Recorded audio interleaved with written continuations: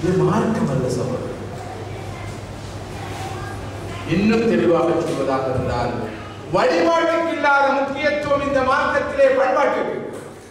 ஒருவர் தனது வழிபாட்டினால் மறுமையில் கரை சேருவதை விட தனது பண்பாட்டினால் உயர்ந்த பண்பாட்டினால் மறுமையிலே கரை சேரலாம். திறப்படமான ஒரு ஹதீஸை இப்பொழுது நினைவுக்கு கொண்டு வர விரும்புகிறேன். ரசூலுல்லாஹி ஸல்லல்லாஹு அலைஹி வஸல்லம் ஒரு சந்தர்ப்பத்திலே சஹாபாக்கள் இருந்து கேட்கிறார்கள், அத்ததுரூன மனில் முஃப்லிஸ், ஓட்டாண்டி, பேங்க்ரப்ட், வங்குரோத்துக்காரர் யாருக்கு உங்களுக்கு தெரியுமா? கேட்டபோது சஹாபாக்கள் சொன்னார்கள், யாரிடம் திரமும் தீனாரும் இல்லையோ அவர்தான் வங்குரோத்துக்காரர். அதாவது ரியாலிருந்து ரியாலை இழந்தவர், எண் இருந்து அதனை இழந்தவர், பவுன் இருந்து இழந்தவர், டாலர் இருந்து அதனை இழந்தவர் தான் வங்குரோத்துக்காரர். ஸல்லல்லாஹு சொன்னார், இல்லை, எனது சமுதாயத்தில் வங்குரோத்துக்காரர் யார் தெரியுமா? மறுமையிலே ஒருவர் வருவார், நிறைய தொழுதிருப்பார், நிறைய நோவு பிடித்திருப்பார், நிறைய குர்ஆன் ஓதியிருப்பார், திக்ர் செய்திருப்பார், அமல்களை மூட்டை கட்டி கொண்டு வருவார், அமல்களை மூட்டை கட்டி கொண்டு வருவார், கியாமுல் லைலோடு தஹஜ்ஜுதோடு அமல் இபாதத்துகளோடு வருவார். ஒருவரை பேசி இருப்பார், இன்னொருவரை தூட்டி இருப்பார், மற்றொருவரை அவமதித்திருப்பார், கேவலப்படுத்தி இருப்பார், அநியாயம் செய்திருப்பார், துரோகம் இழைத்திருப்பார், அல்லாஹ்வுக்கு உள்ள கடமைகளை செய்வதை செய்திருப்பார், அடுத்த மனிதர்கள் பாடுள்ள கடமைகளை குறைவிட்ட நிலையில் வந்து இப்போது தான் செய்து வந்த அந்த ரிச்சுவல்ஸ், வணக்க வழிபாடுடைய மூட்டைகளை காட்டி இப்ப இவருக்கு விஐபி லோஞ்சில சொர்க்கம் போயிடும். தேவைக்கு அதிகமாக சில நேரம் அமல் இருக்குமா, இந்த 2-3 பேருக்கு பங்கு கொடுக்கவே இல்லை. இந்த நிலையில் இவரால் பாதிக்கப்பட்டவர்கள் அல்லாஹ்விடம் முறைப்படுவார்கள், யா அல்லாஹ், இவர் என்னை அவமதிக்கிறார், தூற்றியவர், கேவலப்படுத்துகிறார், மனதை புண்படுத்துகிறார், எனக்கு அநியாயம் செய்தார், துரோகம் செய்தார், என்னை ஏமாற்றி எனது பொருளை திருடியவர், என்னோடு முறைகேடாக நடந்தவர். இப்படி இவனால் பாதிக்கப்பட்டவர்கள் எல்லோரும் வந்து வரிசையாக இருந்து முறைப்பாடு செய்தார். அல்லாஹ் அந்த முறைப்பாடுகளை கேட்டு சொர்க்கத்துக்கு போக இருந்தவர் நிப்பாட்டினார். விசாரணை தொடரும். இதனால் பாதிக்கப்பட்ட ஒவ்வொருவருக்கும் அவரவர் பாதிக்கப்பட்ட அளவுக்கு இவர் செய்த நன்மைகள் இருந்து கொடுக்கப்படும். தொழுத தொழுகையிலிருந்து, பிடித்த நோம்பிலிருந்து, ஓதிய குர்ஆனிலிருந்து, செய்த திக்ர் அவுராதிலிருந்து கொடுக்கப்பட்டு இவர் செய்த நன்மைகள் எல்லாம் முடிந்து. ஆனால் இவரால் பாதிக்கப்பட்ட இப்போது அல்லாஹ் தொடர்கிறார். எப்படி தொடர்கிறது? கொடுப்பதற்கு நன்மைகள் இல்லை, இவனால் பாதிக்கப்பட்டவர்கள் செய்த பாவங்கள் இவருக்கு கொண்டு பாதிக்கப்பட்ட அளவு. இறுதியாக தான் கொண்டு வந்த நன்மைகளை எல்லாம் இழந்து அடுத்தவருடைய பாவங்களை சுமந்து சுவனம் செல்ல இருந்த அந்த மனிதன் நரகம் செல்வான். இவன் தான் எனது சமுதாயத்தில் உண்மையான ஓட்டாண்டி, பேங்க்ரப்ட் என்று சொன்னார்கள் ரசூலுல்லாஹி ஸல்லல்லாஹு அலைஹி வஸல்லம். எது முக்கியத்துவம் இருக்கிறது? வழிபாடா, பண்பாடு? பண்பாடு. மறுமையிலே ஒருவருடைய மீசானிலே, தராசிலே மிகவும் பாரமாக, நன்மை தட்டிலே மிக பாரமாக இருக்க போவது ஹஸ்னுல் குலுக், ஒவ்வொரு மனிதனுடைய பண்பாடுதான் என்று சொன்னார்கள் ரசூலுல்லாஹி ஸல்லல்லாஹு அலைஹி வஸல்லம். அவருடைய வழிபாட்டை விட எது பாரமாக இருக்கு? பண்பாடு. மறுமையிலே சொர்க்கத்திலே எனக்கு மிக நெருக்கமாக யார் இருப்பார் தெரியுமா?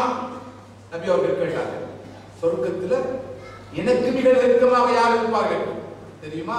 அஹாசினுக்கும் அஹ்லாக், உங்களிலே பண்பாட்டில் இருந்தவர், உங்கள பண்பாட்டில் உயர்ந்தவர் தான் எனக்கு மிக நெருக்கமாக இருப்பார் சொன்னார்கள் ரசூலுல்லாஹி ஸல்லல்லாஹு அலைஹி வஸல்லம். சுப்ஹானல்லாஹ், இப்படிப்பட்ட மக்கள். ஆனால் கவலையான விஷயம், துரதிஷ்டம், முஸ்லிம்கள் வழிபாட்டுக்கு காட்டும் முக்கியத்துவத்தை பண்பாட்டுக்கு கொடுக்கத்தான் இருக்கிறார். எனவே இஸ்லாம் இன்று பிறரால் பிழையாக புரியப்பட்டிருக்கிறது, மோசமாக பார்க்கப்படுகிறது. உதாரணமாக ஒரு ஆபீஸ்ல வேலை பார்க்கிறோம், எங்கட துவாட பரக்கத்தால, எங்கட தொழுகையில பரக்கத்தால, அமல் இபாதத்துடைய பரக்கத்தால கிடைச்ச மேனேஜர் தங்க போகும். எப்படியான மேனேஜர் அல்லாஹ் தந்தான்னா 8 மணிக்கு ஆபீஸ்ல இருக்கணும். என் முகத்துல ஒரு 100 பார்த்துட்டாரு. 100ண்டா புலி. பார்த்தா நீங்க ஒரு நல்ல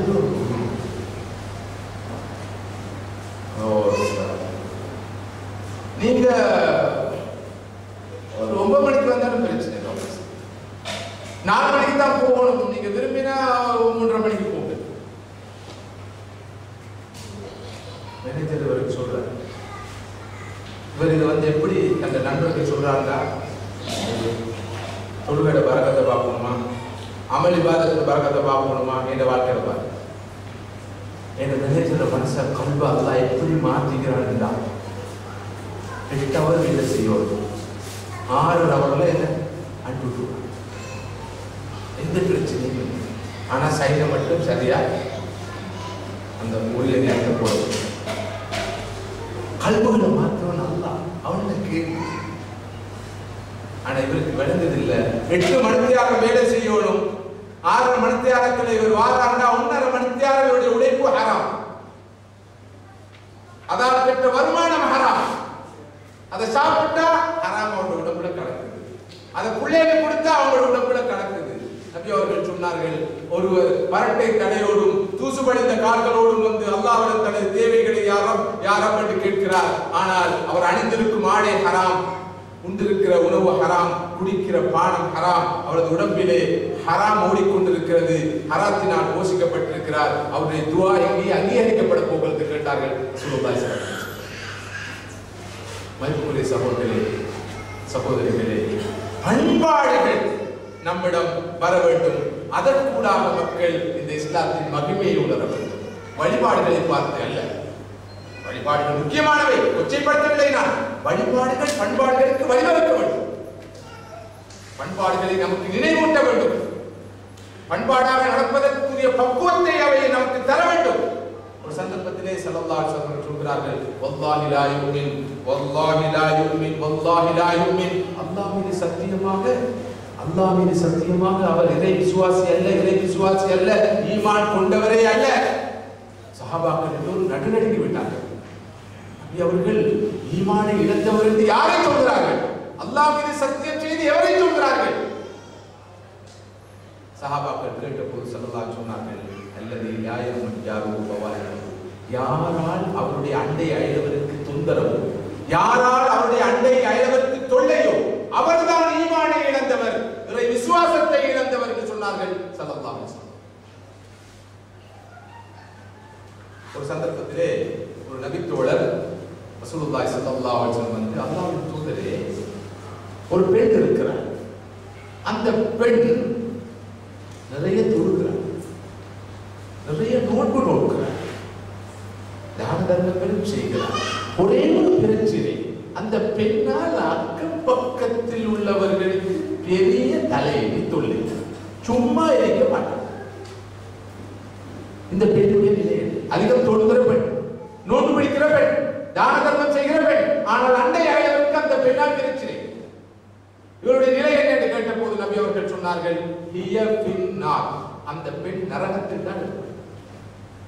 தொடர்ந்து அந்த நபித்தோழர் கேட்கிறார், அல்லாஹ்வின் தூதரே, ஒரு பெண் இருக்கிறார், அந்த பெண் அதிகம் தொழுவதில்லை, கடமையான தொழுகைகளை சொல்வார், அதிகம் நோன்பு நோப்பதில்லை, கடமையான நோன்புகளை நோப்பார், பெரிய அளவு தர்மம் செய்வதாகவும் இல்லை. ஆனால் அந்த பெண்ணால் அக்கம் பக்கத்தில் உள்ளவர்களுக்கு அண்டை அயலவருக்கு தொந்தரவு தொல்லை கிடையாது. இந்த பெண்ணுடைய நிலை அந்த பெண் சுவனத்தில் இருப்பார் என்று சொன்னார்கள் ரசூலுல்லாஹி. அன்புக்குரிய சகோதரர்களே, இஸ்லாம் என்றால் வழிபாடா பண்பாடா? சிந்தித்து பார்க்க. ஒரு சந்தர்ப்பத்திலே ஸல்லல்லாஹு அலைஹி வஸல்லம் கேட்கப்படுகிற, அல்லாஹ்வின் தூதரே, ஒரு மூமின் கோழையாக இருப்பானா? அவர்கள் சொன்னார், இருப்பான். சில போது கோழைத்தனம் வரும். ஒரு மூமின் கஞ்சனாக இருப்பானா? நபி அவர்கள் சொன்னார்கள், சில போது ஒரு மூமினுக்கு கஞ்சத்தனம் வரும், லோபித்தனம் வரும்.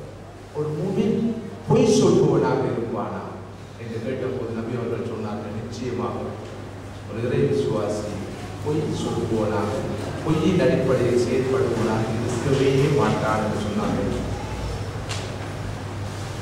மற்றொரு ஹதீஸிலே, ஒரு மூமினிடம் எந்த ஒரு கெட்ட பண்பு வந்தாலும் பொய் சொல்லல், பொய் பொய்யாக நடத்தல் என்ற பண்பு வரவே வராது.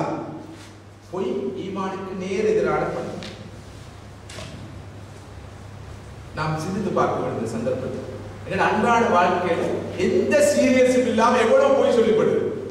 கணவன் மனைவிக்கு பொய் சொல்ற, மனைவி கணவனுக்கு பொய் சொல்ற, பெற்றோர் பிள்ளைகளுக்கு பொய் சொல்ற, பிள்ளைகள் பெற்றோருக்கு பொய் சொல்றது, ஆபீஸ்ல போய் பாதையில் போய், போலீஸ்காரிடம் போய், பாதுகாப்பு தேர்தலும் போய், போரிடம் வாரிடம் எல்லா இடமும் போய், வியாபாரத்துல பொய் இல்லாம வியாபாரமே இல்லை. எந்த அளவு பொய் இல்லாம கொடுக்குற விளம்பரம் எல்லாம் போய் தானே. பெரிய பெரிய மல்டிநேஷனல் கம்பெனியில ஒரு கம்பெனியில ஜென்வினான விளம்பரத்தை சொல்லுங்க பாப்போம். ஒரு பானத்தை குடிக்கிறான், வானத்துல பறக்கிறான், போய் தானே. அவன் குடிக்கிற அந்த ட்ரிங்குக்கு வானத்துல பறக்கிறதுக்கு என்ன சம்பந்தம்? அப்படி பறக்கிறான். பொய். இன்றைய உலகமே பொய்மயமாக மாறி இருக்கிற விளைவு என்ன? ஒருவர் ஒரு பொய் சொன்னால் அவரோடு இருக்கிற மனக்கு அந்த பொய்யால் வருகிற அந்த வாடை, அந்த துர்நாற்றத்தின் காரணமாக ஒரு மைல் தூரம் ஓட்டம் பிடிக்கிறார். ஒரு பொய் சொன்னார், ஒரு பொய் சொன்னார். ஒவ்வொருவருக்கும் அல்லாஹ் ஒரு மலக்க வச்சிருக்கிறார். அவருக்கு வேற அவரை நல்ல வழியில கைட் பண்றது. ஒரு ஷைத்தான் இருக்கிறான், கெட்ட வழியில அவன் கைட் பண்றான். ஒரு பொய் சொன்னா ஒரு மைல் தூரம் ஓட்டம் பிடிப்பாராம். அந்த பொய்யுடைய அந்த துர்நாற்றத்தை தாங்க முடியாம.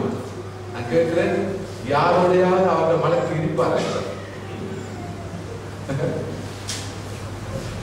அதாவது அவர் மோல்டிவ்ஸ்ல இருந்தா அவரோட மலக்கு பெரும்பாலும் நைஜீரியாலே பாரு ஓடி ஓடி ஒவ்வொரு மைலும் ஒவ்வொரு பொய்க்கும் ஒரு மைல் ஓடினா அவரோட மலக்கு எங்க? இவரோட மலக்கு இவரை விட்டு ஓடினா இவரோட யார் இருப்பாரு? ஒவ்வொருவருக்கும் ஒரு மலக்கும் ஒரு ஷைத்தான். மலக்கு நேர வழி காட்டிக்கொண்டே இருப்பார், ஷைத்தான் கெட்ட வழியை காட்டிக்கொண்டே இருப்பார். இப்ப பாவம் செஞ்சு பொய்கள் சொல்லி விட மலக்கு ஒவ்வொரு மைலா ஓடி ஓடி ஓடி ஆள் இல்லை. இப்ப இவரோட யார் இருப்பார்?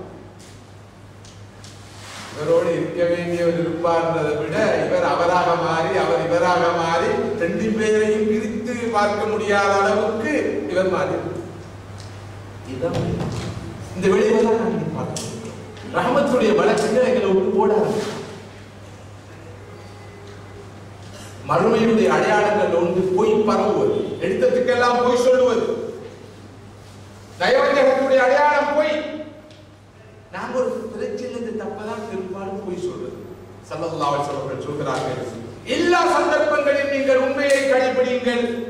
நீங்கள் உண்மையாக நடக்கிற காரணத்தினால் உங்களுக்கு அது அழிவு வந்தாலும் சரி, இறுதியில் உங்களுக்கு அது வெற்றியை நிச்சயமாக தரும்.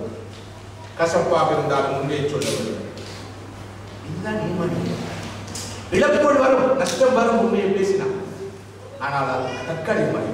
எனவே இந்த புனித ரமலான்ல நான் நினைக்கிறேன் நாங்க நிறைய விஷயங்கள் பேசாம ஒரு முடிவுக்கு வருவோம். ஒரே ஒரு விஷயத்தை இந்த வருஷம் பிராக்டிஸ் பண்றது என்னடால் பொய் சொல்றது இல்லை. இது யாருக்கிட்ட கொஞ்சமா பொய் சொல்றாங்க,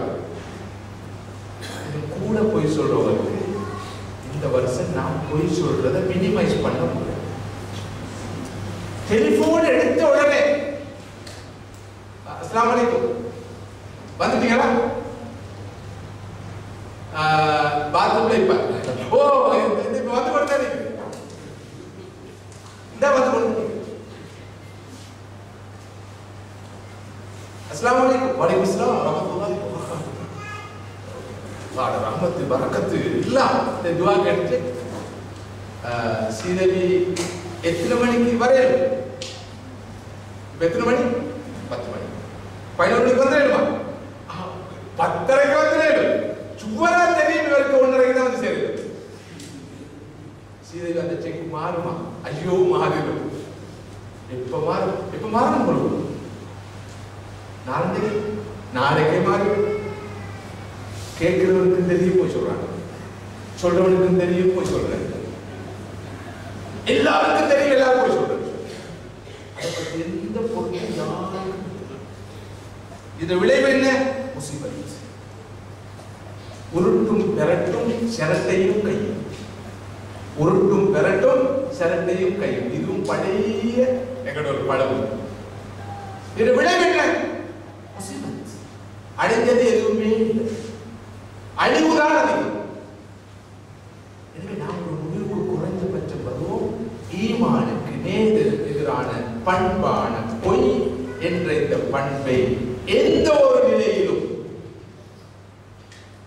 நாம் சொல்வதில்லை, பொய் சொல்வதில்லை, அல்லது சொல்கிற பொய்யை குறைத்துக் கொள்வோம் என்று படிச்ச காலம் பாருங்க. நான் நினைக்கிறேன் இந்த இடத்துல இருக்கிற பலர் பட்டதாரிகள், கிராஜுவேட்ஸா இருப்பீங்க, குறைந்தபட்சம் அட்வான்ஸ் லெவல் வரைக்கும் படிச்சிருப்பீங்க, ஓ லெவல் வரைக்கும் படிச்சிருப்பீங்க, போஸ்ட் கிராஜுவேட் செஞ்சவங்க இருப்பீங்க. மாஷா அல்லாஹ். உங்களுக்கு பேர் என்னன்னா படித்தவர்கள், intellectuals, educated people. ஏழாம் நூற்றாண்டு ரசூலுல்லாஹ்வுக்கு பிறகு உமர் ரலியல்லாஹு அன்ஹு ஆட்சி காலம். ஓ லெவல் இல்ல, அட்வான்ஸ் லெவல் இல்ல, டிகிரி இல்ல, போஸ்ட் கிராஜுவேட் இல்ல, ஒரு கோர்ஸஸ் கிடையாது. உமர் ரலியல்லாஹு ஆட்சி காலத்திலே உமர் இப்னு கத்தாப் ரலியல்லாஹு அன்ஹு தன் நாட்டு நிலைமையை, மக்களுடைய ஒழுக்கம் பண்பாடு எப்படி இருக்கிறது என்பதை கண்டறிவதற்காக மாறு வேடம் கொண்டு அவ்வப்போது பார்ப்பார்கள். ஒரு நாள் அவர்கள் வளமை போல இரவிலே மாறு வேடம் கொண்டு நாட்டு நிலைமையை கண்டறிவதற்காக போய் கொண்டிருக்கிறார்கள். ஒரு குடிசையிலே ஒரு தாயும் மகளும் ஒரு சம்பாஷணையில் ஈடுபட்டிருக்கிறார்கள். ஒரு மதர், ஒரு டாட்டர், ரெண்டு பேருக்கும் இடையில ஒரு டிஸ்கஷன் போது மரலான இருக்கிறாங்க. தாய் சொல்ற